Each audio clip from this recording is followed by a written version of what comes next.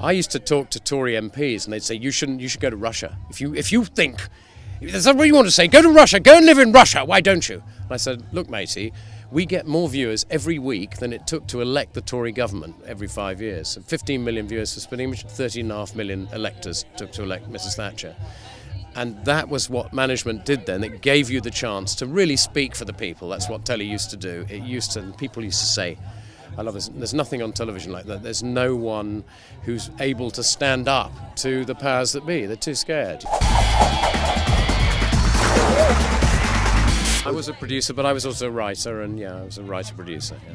Yeah. And now producing QI. Yeah. But before this and things like that, what's kind of been the development for you? What's been the most exciting, I suppose? Has there been a particular highlight of your career? Well, there's a couple of moments. The 80s was the time that I mainly worked in telly, so I did in quick succession, not the 9 o'clock news, you're too young to remember that, but Spitting Image, Blackadder.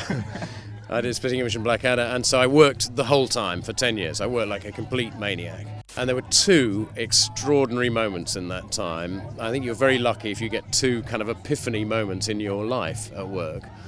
And one of them was the Spitting Image election special of 1987, was it? When was the election? 86, 87?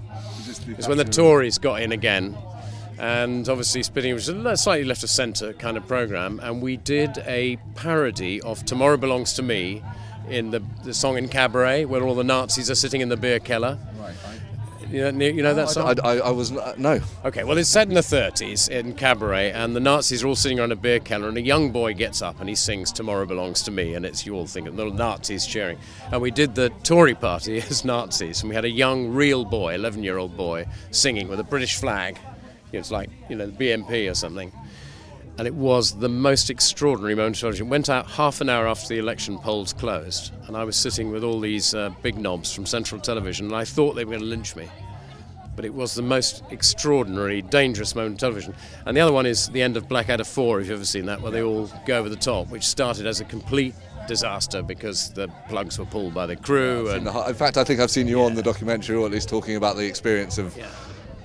And it was a complete disaster on the night, but somehow we got lucky and it turned into this amazingly moving moment of television. It wasn't deliberate, it's just the way things turn out. So I often say, you know, to young whippersnappers like you, don't give up if it goes wrong, because you never know what goes wrong can be the best thing that you ever do, really. What you've kind of seen in terms of comedy in the last 10 years, yeah. Is there anything that's caught your eye, anything that you've seen and gone, that's the direction that comedy's heading and I like it? I think there's fantastic work going on comedy, but unfortunately it's not getting onto television. I mean, this is my beef, is you've got this layer of management now, which never was there in the 80s when it was me, my head of department and the controller. There was really no one between the producer and the audience. And now there's all these committees and layers and research and so on. It's very difficult for comics to get their stuff on pure. And there's all this fear of ratings, which we never had. So brilliant stand-up around the place, you know, so many good stand-ups, but you don't really see it. The only chance of getting on telly is in a panel game, which may not be very well produced and may not be an interesting idea. There's lots of good people. I don't see anything at the moment on comedy television. People seem to have lost the art somewhere along the line. You compare 10 o'clock live to Spitting Image, yeah.